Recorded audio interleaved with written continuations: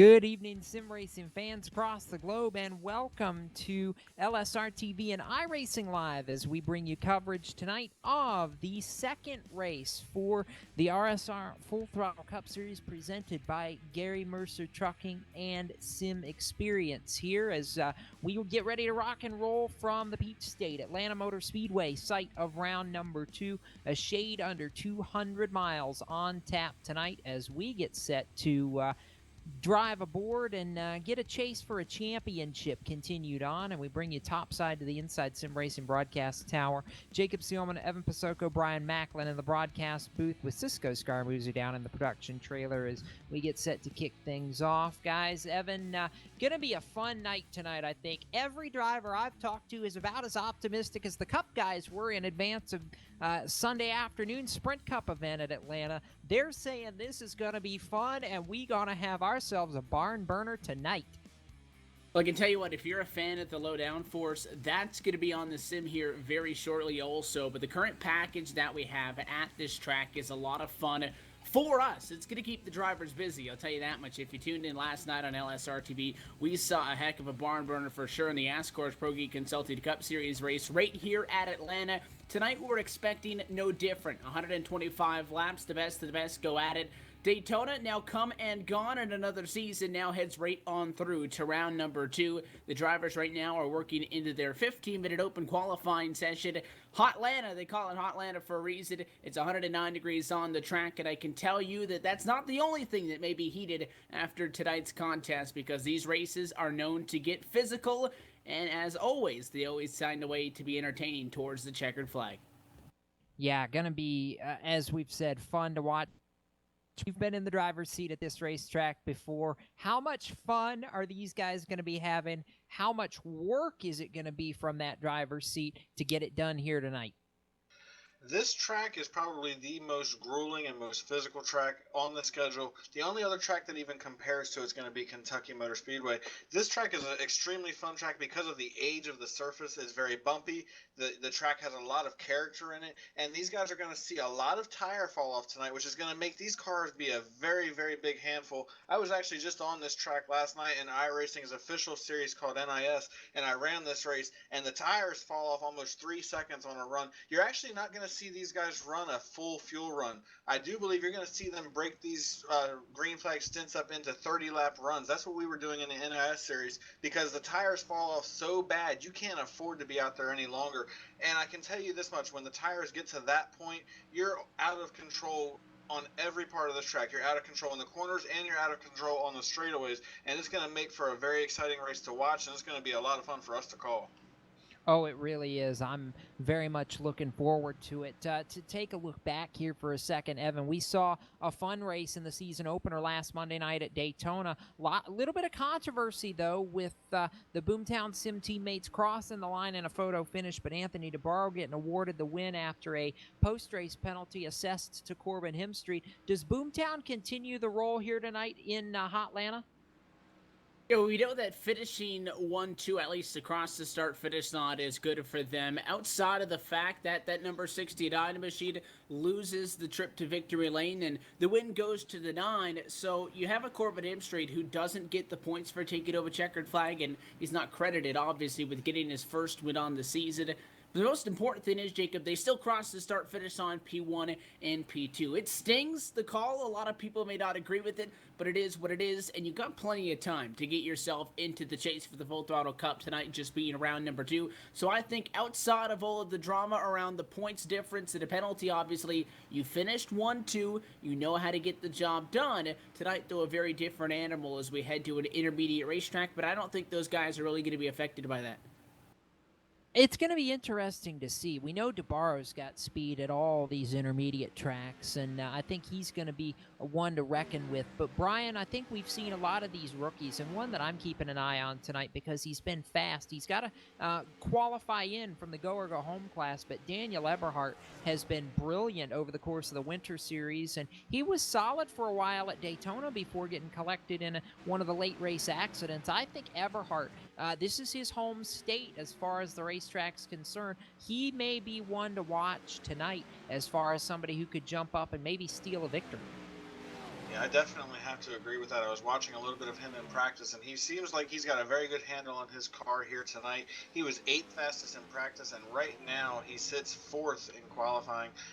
He's very good behind the wheel. He's got a lot of control, and I think he's going to be pretty good on the long runs. I've raced with him enough to know that he's usually pretty good at conserving his tires, and that's going to be the name of the game tonight. Who's able to manage their tires for those long green flag runs? I am a firm believer this is going to have a lot of long green flag runs in it tonight. I don't think it'll go caution free, but we are going to see some pretty good green flag runs, which means these guys are going to have to work really hard to make sure they don't chew up those tires. If you run hard just for a lap or two, you could eat up your tires and not be able to do anything the rest of the run. So it's going to be very critical to see who does what and who manages their tires the best.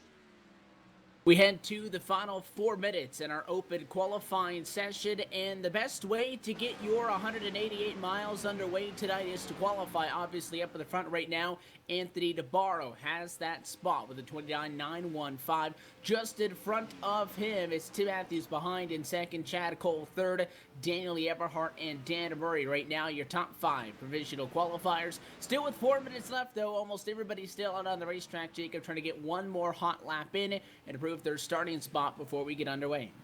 What was that I said about Daniel Eberhardt? P2 on the, P2 looking at what we've got going so far tonight. I mean, and qualifying times really shuffling up in a big hurry. But I'm keeping my eyes, Evan, on a guy like, I don't know, maybe Dwayne Vincent for one, as far as a veteran who I think is going to be really good at saving those tires over the course of the run tonight. He, we talk about, the rookies versus the veteran experience. I think that could be key.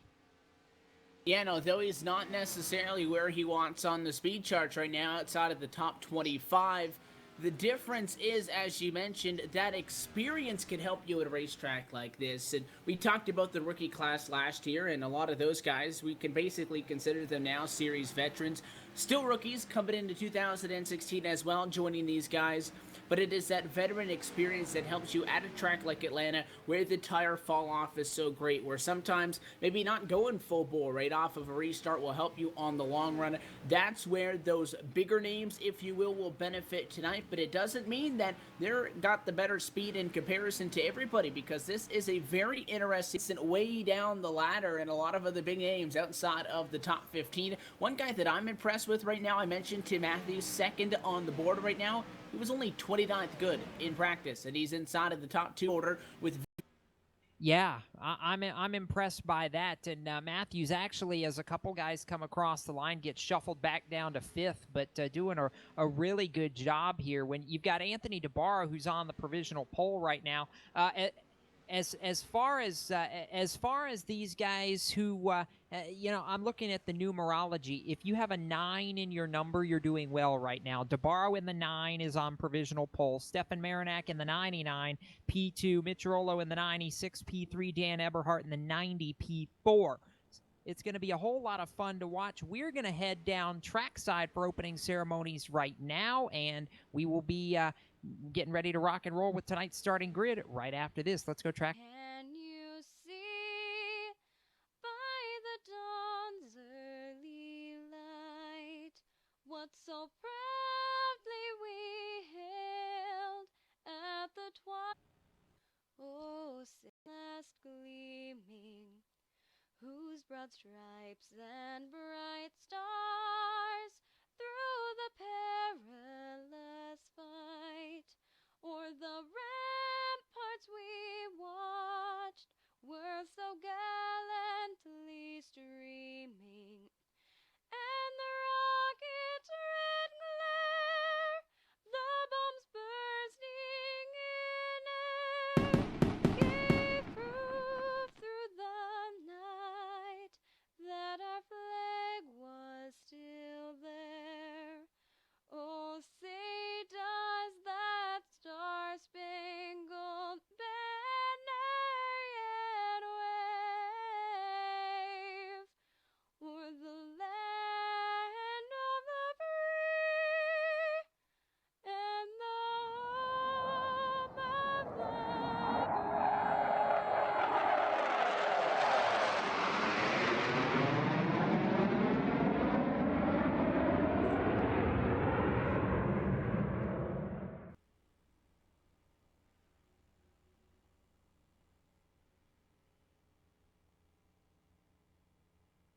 And with that, we are about set to get underway for the second round on the 2016 RSR Full Throttle Cup Series Championship. Qualifying now draws to a close. Let's take a look trackside at tonight's Gary Mercer Trucking starting lineup. We talked about that 27.915, Brian. It's good enough to put Anthony DeBarro on the top spot. He'll get the pole position with Tim Matthews starting outside on the front row in the number 2 spot. Chad Cole going to qualify third. Daniel Lee Everhart walks away P4, and Dan Murray qualifies inside of the top 5.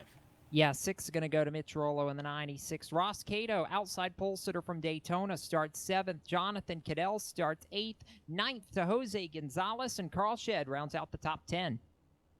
Stefan Marinak starts 11th. David Comstock is starting in the 12th position. William Hale will start in the 13th position. Justin Michael is 14th, and Matt Lacrosse will start in the 15th position. All these guys are in the 27.9s. This is incredible speed. 16th position behind Rhett McBride, 17th, Thomas J. George, Mark Bradsher, Nicholas Cohan, and Greg Evans through 20th. Yeah, and the rest of the starting grid going to scroll on your screen. I want to dial up the pole sitter and have him as our in-race reporter tonight, see what Anthony DeBarro has to say. The season opening winner at Daytona, and now he's got the momentum of the pole. Anthony DeBarro, Evan Pasoko, Jacob Seelman, Brian Macklin in the broadcast booth. You got a copy?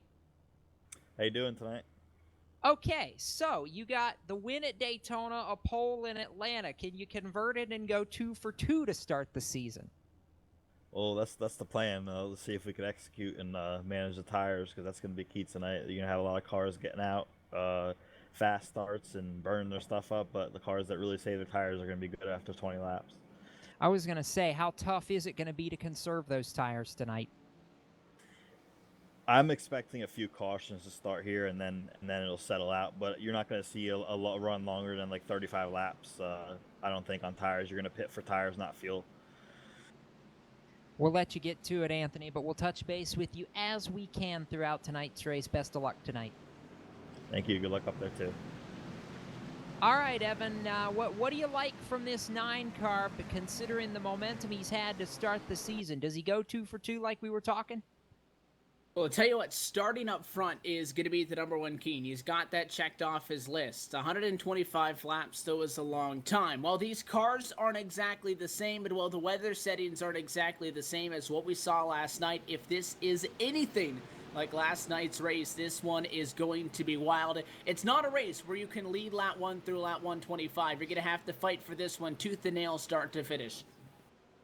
We're glad you're with us here on LSRTV as we get set to roll through turns 3 and 4. Anthony DeBarro, Tim Matthews on the front row as the American Childhood Cancer Organization Ford Mustang GT pace car eases onto pit road, and we head into the quad oval. Green flag goes in the air, and we are underway here in the Peach State at Atlanta Motor Speedway. DeBarro quickly away on the jump, and Chad Cole to the inside to P2 around Tim Matthews' special paint scheme on that Cole number 8 machine tonight. I have to brag a little bit here, Evan. When you challenge Chad Cole to a bet and win, it's a good day. It's a good day in my book.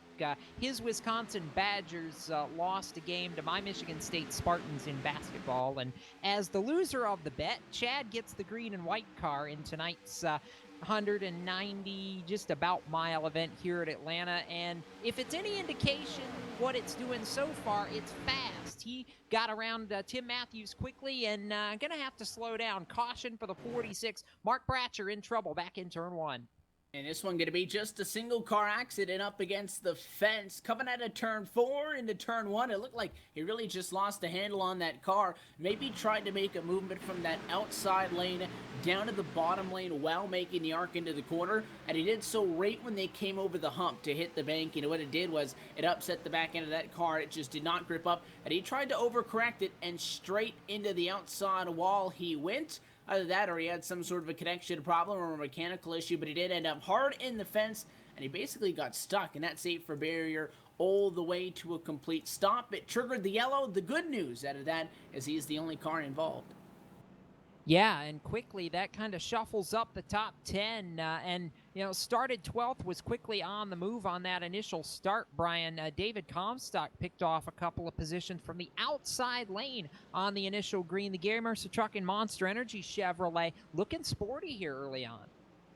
Yeah, and I spoke to him before the race, and his plan is to try to get to the front early, and then he's going to go into a tire conservation mode. He doesn't want to have to give up a lot of track position, so he wants to try to get as close to the front as he can, and then he's going to try to manage his tires without losing any of that track position. And that's a good strategy. Try to get up front, try to get ahead of some of these guys, and you can still manage your tires and run fast lap times. It's just all about how hard you charge the corners, and he's very good at managing his tires, so when he gets to that point, I know he's going to do it very well.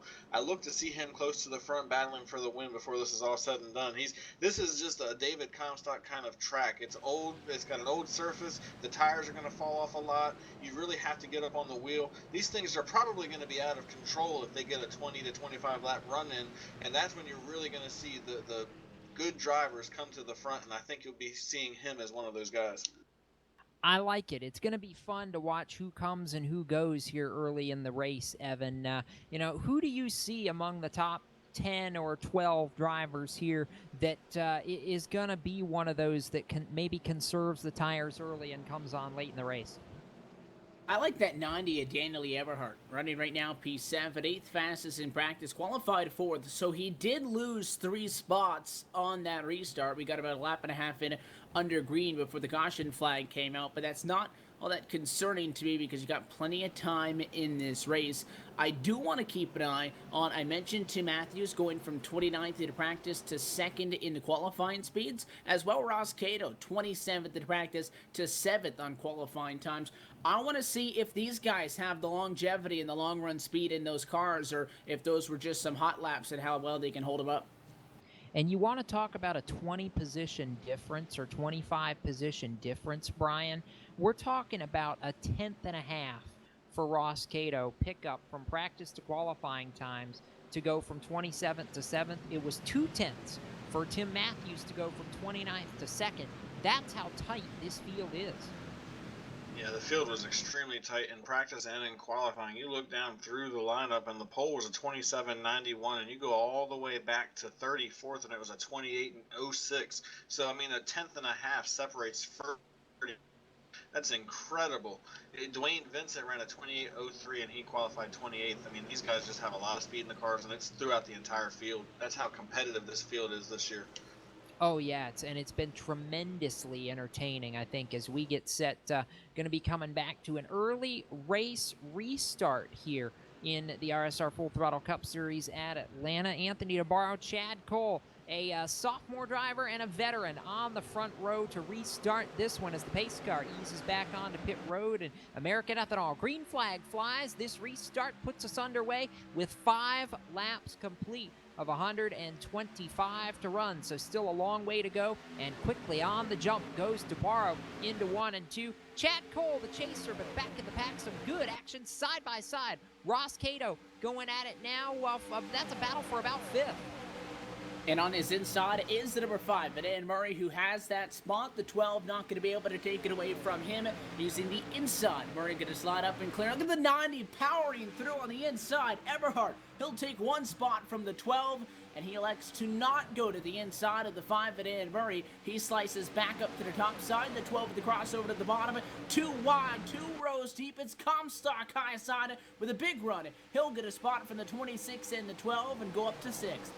That was a big move, though, for the Ippon Gaming Toyota Camry of Daniel Eberhardt. He really came calling. But now look at Comstock coming calling. Eberhardt was 6th and Comstock 9th last time by the stripe. This time, you drop Eberhardt to 7th, and Comstock went from 9th to 6th in a lap, trying to get around the JBL Toyota of Dan Murray for 5th. So David Comstock, Brian, we were talking about him being a man on a mission early on. Look at this Chevrolet coming. He is already halfway through the cars he needs to be on this restart. It's taken him 2 laps. Yeah, that was incredible to watch him come up through the field like that in just a handful of laps. He's already up inside the top 5 after starting 12th, and he looks like he's going to get a lot more out of it. He's running a very interesting groove there in 1 and 2. You see down here in 1 and 2, these guys can run pretty much whatever line they want. They can run the top, they can run the middle, they can run the bottom. I haven't seen very many people run the middle, and so far that looks like that's where he's most comfortable at. I've seen that every lap so far. It seems like he tries to go to that middle groove, and it's working for him right now. It's going to be very interesting to see how that does with the tires. Is that going to be good for the tires, or is that going to be bad? I haven't seen it yet, so it's kind of new to me. As now I say that he's up by the wall. He's up there just a couple inches off the wall, so he's not sure where he wants to be yet. They are all over the place looking for grip. Good side-by-side battles going back in the pack. Round about 12th through about 17th right now. You got Nick Cohan in the 61 to the inside of Justin Michael in the 3. They're going at it for position. Nelson Rivera coming for 16th on young rookie William Hale. The Custom Gaming Garage Chevrolet making his first start in the series tonight at the Atlanta Motor Speedway. Rim riding that high lane with Matt Lacrosse in the 21 behind him. The Quick Car Racing Products machine, it is a gaggle of cars back here, Evan, down the back straightaway. You got about 15 of them, all within about half a second of each other. And some 3 wide just inside of the top 10 sees the 12 in the middle. At a 24, digging. Thomas J. George going to get a couple of spots. The big loser, the number 12 machine, Ross Cato, who slides back now to the outside and loses a couple of positions. And this is really a gaggle of cars, as you said. They're not going to be able to get away from each other until the tires really start to fall off. Well, they still got some bite and zest to them, if you will. They're going to be able to go side by side, to use the draft to cross each other high and cross each other low. And you're seeing it right now with the 99 and the 24. Doing battle coming off the quarter. It's a battle for P10, and outside Marinak with the nose at the start finish on it. He'll get clear to turn number 1, and he'll get a front row seat to Dan Murray and Jonathan Cadell doing battle. Yeah, that's a pair of Toyotas. Make it 3 Toyotas now battling for position. That is 8th, 9th, and 10th as you've got 3 TRD machines going at it. Marinak looking to the inside of the GTR Simulators entry of Jonathan Cadell. They are not teammates. However, they have had some really close battles in this series over the last couple of years. The Meatball Company Toyota for Marinak, that 99, looking to the outside in 1 and 2, looking to the inside more so in 3 and 4. And then you've got Dan Murray, the JBL Audio Toyota, that 5 car ahead of them. I've been watching him, Evan, just chase grip all over this racetrack. He can't find a lane that works for him. It's funny because at this track, you'll see a lot of guys like to use the bottom. A lot of guys like to use the outside as well. So far, the outside has been the place to be once we've gotten up to speed, really because they're getting the huge advantage of with a big run coming off of 2 and coming off of turn number 4. Watch for somebody to try to split the difference, though. Not be down at the white and not be up at the wall, but find themselves right in the middle of the racetrack. We saw people use that last night very effectively. Nobody trying out that middle lane yet. They're going to wait for some more rubber to get put down on the racetrack, but watch as the night goes on. They're not going to stop searching for grip all the way through the checkered flag tonight because that preferred lane going to constantly be moving all over the place. Yeah, it's going to be a whole lot of fun to watch. Up front of the field right now, it's a pair of Boomtown Sim cars, just like it was a week ago at Daytona. This time, though, it's Anthony DeBarro leading teammate Mitch Rollo, who is closing in on the 9 for the race lead. Rollo, the Canadian, trying to make something happen here, Brian. And, you know, I had a lot of people tell me before this race that they thought the 96, with the way he runs at Charlotte, a very similar track to this Atlanta Motor Speedway, was going to be one you were going to have to beat for the win. He is rim riding this racetrack and making it work right now. Yeah, he's certainly one of the better drivers on these cookie cutter tracks, and he's got the speed right now. It looks like he's starting to track down Anthony DeBarro lap by lap. He's getting just a little bit closer, and I think this early on, if he gets there, you'll see Anthony DeBarro probably just let him go. The R teammates, it'll be helpful to both of them because he'll have a lap led, which means a bonus point towards the championship battle. And it'll help them because they won't get battling and let these guys behind them catch up. So I certainly think you'll see some teamwork there in that case. I'm very impressed with Tim Matthews hanging on after the lap he had in practice, being 29th and qualifying up there on the front row. He's hung on very well so far in the 3rd position. And look back there just a little bit further back, and you see David Comstock all the way up to 4th already just from in 18 laps. He's really on the move right now. I'm telling you, Comstock is going to be in the lead here before too long at the rate they're going. That car is flat flying around this Atlanta Motor Speedway. I'm liking the job he's doing so far, but I don't want to discount, Evan. Tim Matthews, who started on the front row, has quietly hung in there in P3 in that Kentucky Wildcats machine, doing a nice job hanging with these 3 veterans of this series. It's 4 Chevrolets all out front here early on, and you know, the mix of youth versus experience as Mitch Rollo goes for the lead in turns 1 and 2. I'm liking how this is shaping up so far. And 96 makes the move to the bottom. The bottom is always good into the corner, but again, DeBarro just too strong coming off. And he pulls out in front. Caution going to fly, though, at lap 20. Problems down the back straight away. And it's with the 4 of CJ LeVere. So trouble for CJ LeVere, one of the Meatball Company entries for Jose Gonzalez, the team owner, bringing the caution out with 20 of 125 complete. And that allows us the opportunity to take a breather and get set for a round of pit stops here as well, Brian. I don't know that we're going to see much variance in strategy tonight. You'd have to imagine with the way the tire wear is at this joint, 4 tires and fuel all the way tonight. Yeah, you're a dead man walking. Do anything other than 4 tires and fuel. I cannot see anybody taking 2 tires and it actually panning out and working for them. These things get so greasy and slippery, and it just gets out of control out there. You don't want 2 tires because you're going to be even more out of control that way. And I know if I'm the driver, I am begging my crew chief for 4 tires. If he even thinks about 2 tires, I'm going to tell him he's fired because I don't want him.